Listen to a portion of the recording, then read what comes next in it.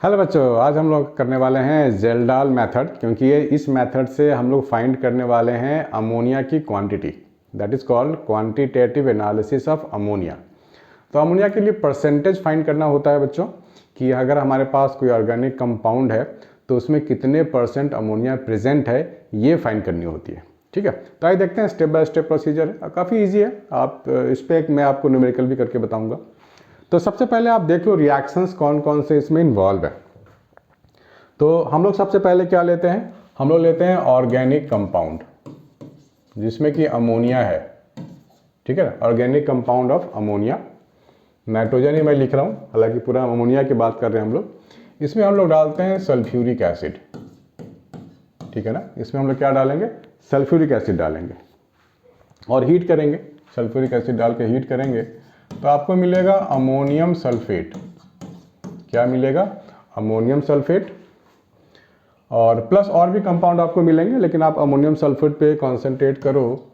और यहाँ पर आप डालोगे NaOH, यहाँ पे आप डालोगे NaOH, तो आपको अमोनिया अलग हो जाएगा। ठीक है ना, अमोनिया अलग हो जाएगा और Na2O4 अलग हो जाएगा, प्लस वाटर अलग हो जाएगा। अब ये जो अमोनिया मिला है इसको वापस हम लोग सल्फ्यूरिक एसिड डालेंगे। ठीक है ना, ये जो हमें अमोनिया मिला है इसमें क्या डालेंगे, सल्फ्यूरिक एसिड। तो हमें क्या देगा, NH4, अमोनियम सल्फेट आपको दोबारा मिलेगा। ठीक है, NH4 whole twice of SO4। अब जो एक्सेस ऑफ सल्फ्यूरिक एसिड अगर आपने लिया हुआ है, तो जो बच गया है एक्सेस ऑफ सल्फ्यूरिक एसिड अगर आपने लिया हुआ है तो कुछ तो बचेगा आपका, तो बच जाएगा, उसको फिर NaOH से रिएक्ट करवाएंगे। तो आप लिख लो excess of sulphuric acid react या फिर न्यूट्रलाइज्ड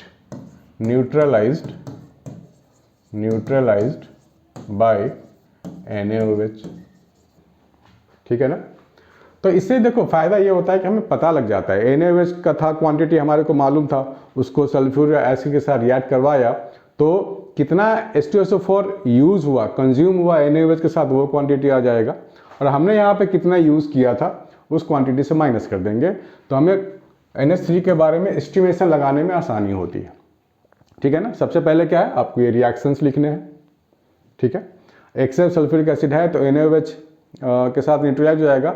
हो सकता है आपने एक्सेस ना लिया हो, पूरा का पूरा आपका जो सल्फ्यूरिक एसिड हो कंज्यूम हो गया हो, तो वहाँ से भी आइडिया लग जाएगा कि अच्छा मैंने तो 10 ml सल्फ्यूरिक एसिड लिया था, पूरा कंज्यूम हो गया अमोनिया के साथ। तो हम लोग इस इक्विवेलेंट के अकॉर्डिंग हम लोग अंदाज लगा सकते हैं, कैलकुलेट कर सकते हैं कि कितना अमोनिया रहा होगा। ठीक है, अब कैलकुलेशंस की बात कर लेते हैं रिएक्शंस के बाद।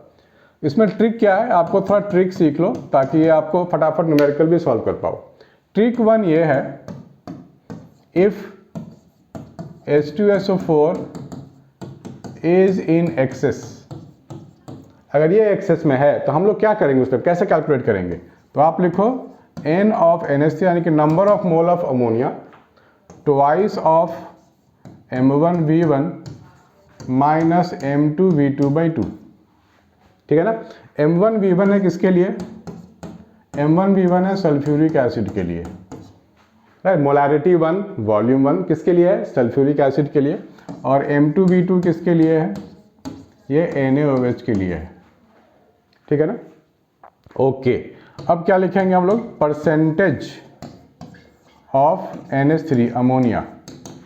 ठीक है ना, तो क्या लिखेंगे, number of mole of ammonia into 14, number of mole of ammonia into 14। 14 क्या है, मॉलिक्यूलर मास। कैसे आया ये 14, नाइट्रोजन का 14 होता है, सॉरी 17 होगा, नहीं 17। नाइट्रोजन के लिए जो होता है वो 14 होता है, 14 और 3 17, ये 17 होता है ना, दिस वन। ठीक है, नाइट्रोजन के लिए। तो हमें नाइट्रोजन का एस्टिमेशन करना है, सॉरी यहाँ पर आप नाइट्रोजन का ही मास लिखोगे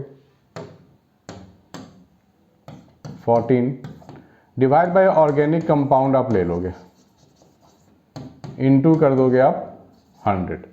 this is the percentage of nitrogen. हालांकि हमें अमोनिया में आ गया ना, तो अमोनिया के लिए हम लोग क्या करेंगे, इसी का मास लेंगे, सिर्फ 14। एटॉमिक नंबर 7 होता है, मास नंबर 14 होता है। तो हम लोग परसेंटेज ऑफ नाइट्रोजन निकाल रहे हैं यहाँ, सॉरी हम लोग क्या निकालेंगे, परसेंटेज ऑफ नाइट्रोजन। हालांकि डूमास में भी सेम था परसेंटेज ऑफ नाइट्रोजन। तो यहाँ अमोनिया निकल के आ रहा है, तो अमोनिया के एस्टिमेशन से हम लोग नाइट्रोजन का एस्टिमेट यहाँ लगा लेंगे, ठीक है ना। NH3 number of mole of NH3 है, ये NH3 है, मैं साफ साफ लिख दूँ, into number of mole of what, NH3, ठीक है। तो इस मेथड से हम लोग बड़े आसानी से कैलकुलेट कर पाएंगे, पूरा का पूरा एग्जैक्ट न्यूमेरिक वैल्यू हम लोग निकाल लेंगे, ठीक है। आइए स्टार्ट करते हैं। तो इस मेथड को होपफुली आप लोगों ने ध्यान में रखे होगा। हाँ, ट्रिक 1 है ये। ट्रिक 2 क्या है? ट्रिक 2 क्या है? when H2SO4 is not in excess, right, not excess H2SO4, तो उस केस में क्या होगा, ये क्वांटिटी आप हटा दो, इसमें आप निकालोगे number of mole of ammonia 2 times of M1V1। जब एक्सेस में बचा ही नहीं तो NaOH तो रिएक्ट करेगा नहीं, NaOH की जरूरत पड़ेगी नहीं आपको, यानी कि इस क्वांटिटी को, NaOH की क्वांटिटी को हम लोग ने ड्रॉप कर दिया। तो ये आप लिख सकते हो, यहाँ से नंबर ऑफ मोल आ गया, वापस यहाँ जाओ, नंबर ऑफ मोल डालो into 14 divide by organic compound को जो मास है वो इंटू 100 करके देखते हैं क्वेश्चन।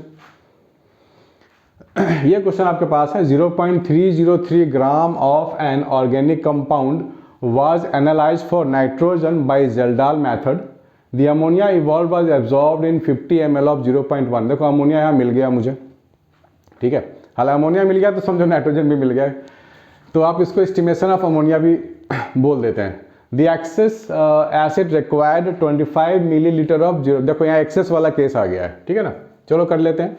तो सबसे पहले आप क्या करोगे, सबसे पहले नॉर्मेलिटी को मोलारिटी में कन्वर्ट करोगे। ये आप सीख लो कि नॉर्मेलिटी को मोलारिटी में कैसे कन्वर्ट करते हैं, ये काफ़ी यूजफुल क्वांटिटी है। नॉर्मेलिटी होता है हमारे पास n टाइम्स इनटू मोलारिटी।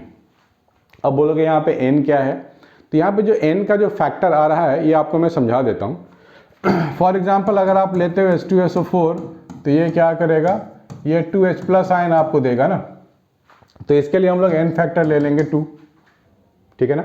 जितना H+ आयन, कोई भी एसिड अगर H+ आयन देगा तो n फैक्टर उसके लिए उतना हो गया। कोई बेस के लिए क्या काम करेंगे, कोई बेस के लिए ये मुझे सिंगल OH- आयन देगा तो इसके लिए n का फैक्टर 2 हो गया, ठीक है ना। कोई अगर मेटल सॉल्यूशन है मेरे पास, सपोज मान लो एल्युमिनियम की बात कर रहे हैं, Al3+ 3 इलेक्ट्रॉन कंज्यूम करेगा तो एल्युमिनियम बन जाएगा, तो यहाँ पे n की वैल्यू कितनी ले लेंगे, 3 ले लेंगे। तो इस तरह से हम लोग n फैक्टर कैलकुलेट कर सकते हैं। इस केस में जरूरत पड़ेगी इसलिए मैंने बता दिया। अब यहाँ पे क्या गिवन है, 50 ml ऑफ 0.1 N H2SO4। तो H2SO4 के केस में जो नॉर्मेलिटी है 0.1 है, n फैक्टर 2 है, तो यहाँ से आपने मोलैरिटी निकाल लिया, इसको नाम दे दो M1।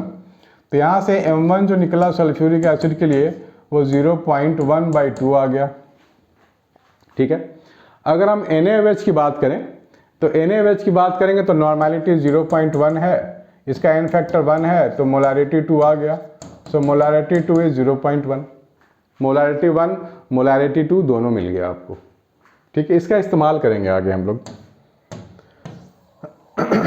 तो सबसे पहले हमारे को एक्सेस वाला फॉर्मूला लगाना है, number of mole of ammonia लगाना है। सो 2 टाइम्स करेंगे M1V1, M1 0.1/2 into volume 1 50 ml है, 50 ml है तो डिवाइड बाई 1000 करके ना आपको लीटर में लिखना पड़ेगा, ठीक है। माइनस करेंगे अब किसके लिए, NaOH के लिए, तो ये हो गया 0.1 NaOH है M2 की वैल्यू, इंटू वॉल्यूम है कितना 25/1000, ठीक है। M1V1 हो गया डिवाइड बाई 2, यही था ना फार्मूला, यही फार्मूला हम लोगों ने किया था ना अभी, ये वाला फार्मूला, इसी का इस्तेमाल कर रहा हूँ मैं to find the number of mole of ammonia. फिर यहाँ डाल दूंगा तो आंसर आ जाएगा हमारा, कोई कन्फ्यूजन नहीं है, क्योंकि बहुत सारे बच्चे कन्फ्यूजन में जीते रहते हैं। तो इसको अगर मैं 2 से अंदर जाने दूँ तो कितना मिल जाएगा मुझे, 0.1 इंटू ये दोनों कट हो जाएगा और ये हो जाएगा 5/100 माइनस ये भी 2 अंदर आ जाएगा तो ये 2 कट जाएगा, ये हो जाएगा 2.1/1000, ठीक है ना। ये मेरे को मिल गया नंबर ऑफ मोल, मिल गया ना नंबर ऑफ मोल। तो ये हो जाएगा 5/1000 माइनस 2.5/1000 तो ये हो गया 2.5 upon 1000, that means 2.5 into 10⁻⁻3 number of mole of ammonia आपको मिल गया। ठीक है, अब फाइंड करेंगे परसेंटेज। ठीक है, क्या करेंगे, परसेंटेज, नंबर ऑफ मोल मुझे मिल गया तो परसेंटेज के लिए क्या करेंगे, percentage of nitrogen 2.5 into 10⁻³ into 14 divide by mass of organic compound. Mass of organic compound है 0.303 इंटू कर देंगे 100। इसको कैलकुलेट कर लेते हैं, कर लें कैलकुलेट। कैलकुलेटर है मेरे पास, आपके पास भी होगा, आप भी कर लो, देखो आता है या नहीं आता है। ठीक है, हम लोग कर लेंगे यहाँ पर 2.5 इंटू 14, ठीक है, इंटू 100 डिवाइड बाई 0.303। ठीक है, तो 11.5 आ रहा है पूरा कैलकुलेशन के बाद। 11.55% ऑफ नाइट्रोजन ये आपको मिल गया, है ना, इजी। तो इस तरह के क्वेश्चन आपके पास भी होंगे, अपने बुक से कीजिए, जो भी बुक हो आपके पास, और इसमें से इस तरह के कॉन्सेप्ट में जेल्डाल हो या डुमास हो, कोई भी डाउट है तो आप मुझे भेज सकते हो, आपको मैं वीडियो सोल्यूशन दूंगा। ठीक है बच्चों, तो एग्जाम तक रुकना नहीं है, फुल स्कोर करना है हमें केमिस्ट्री में। बाय बच्चों, टेक केयर।